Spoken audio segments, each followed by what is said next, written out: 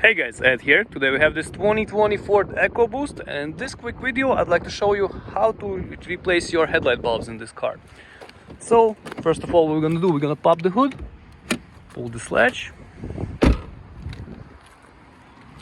Over here you're gonna have a yellow latch, move it to the right and pull the hood up.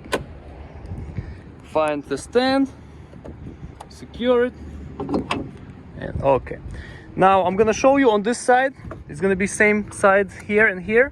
So like this, here and here are inside there are bulbs. So first of all, we're gonna take this off, this rubber. It could be really hard to take it off, but it will go eventually. And inside, let me try to find it for you. As you can see right here, there's this bulb. This is our bulb. So what we are doing, we're gonna grab the bulb, grab it, spin it, but be careful, these edges right here, they are sharp. So spin it and pull out, okay? So I took the bulb and spin it like this. After that, when we have to remove the bulb, we're just gonna pull on this tab here and just disconnect bulb. Try to not touch the bulb, it's glass, with your fingers. Once you have the replacement bulb, this is H11.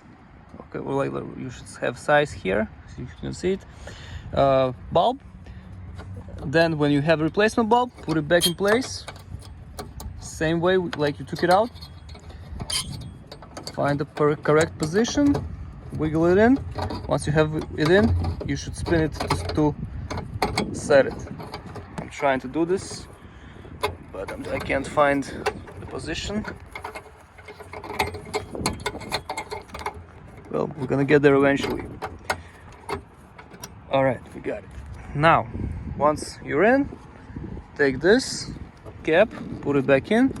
What I like to do, just press on the middle hard. That's it. Now it's all set. Same thing is right here. And that's it. Okay guys, hope this helps. If it does, please press like button and have a great day. Bye bye.